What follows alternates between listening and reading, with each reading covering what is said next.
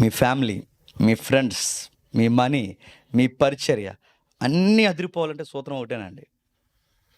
మళ్ళీ చెప్తున్నాను, నీ ఫ్యామిలీ, నీ ఫ్రెండ్స్, నీ మనీ, నీ పరిచర్య ఏదైనా లేదా నీ జీవితం ఏది చేస్తున్నా నీ బ్రతుకు అదిరిపోవాలంటే సూత్రం ఒకటే, సెపరేట్గా బతకాలి.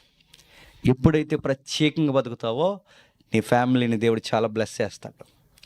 నువ్వు ఎప్పుడైతే ప్రత్యేకంగా బతుకుతావో నీ ఫ్రెండ్ సర్కిల్ని దేవుడు చాలా బాగు చేస్తాడు. నువ్వు ఎప్పుడైతే ప్రత్యేకంగా బతుకుతావో నీ ధన సమృద్ధిలో నీకు కావాల్సిన సమృద్ధిని దయచేస్తాడు.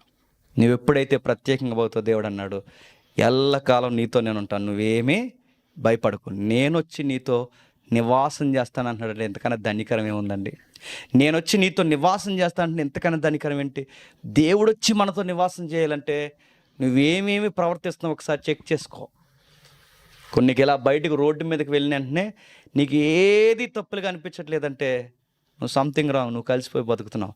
నువ్వు రోడ్డు మీదకి వెళ్ళి ఇంటికి వెళ్ళేసరికి నీకు 70 తప్పులు లోకంలో కనబడి వాటన్నిటినీ దాటుకుని నువ్వు ఇంటికి వెళ్తున్నావు అంటే నువ్వు గమనించు, దేవుడితో నువ్వు ఉండాలనుకుంటున్నావు, నీతో దేవుడు ఉండాలనుకుంటున్నాడు. ఊరకే దేవుడు రాడంటే ఫోటో పెట్టేస్తే ఇంటికి రాడు దేవుడు. దేవుడు ఫోటోలు పెడతారు కదా, దేవుడు ఫోటోలు పెట్టేస్తే వచ్చాడు. ఈ గృహానికి అధిపతి క్రీస్తే అని రాస్తే వచ్చాడు. ఈరోజు నేను ప్రేయర్కి వెళ్ళి వచ్చాను, వచ్చేయి అంటే వచ్చాడు. దేవుడు ఎలా వస్తాడు తెలుసా?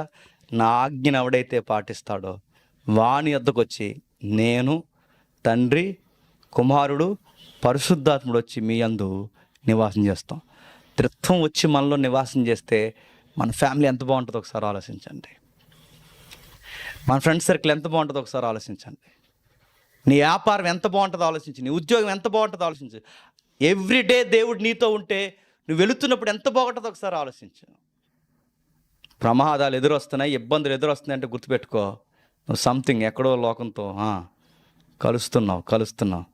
నువ్వు కలుస్తున్నావంటే నీకు లోకం తప్పు అనిపించట్లేదు. నీకు లోకం తప్పు అనిపించట్లేదంటే పరిశుద్ధాత్మ నీ దగ్గరికి వచ్చి చెప్పండి, ఒప్పింపజేయట్లేదు.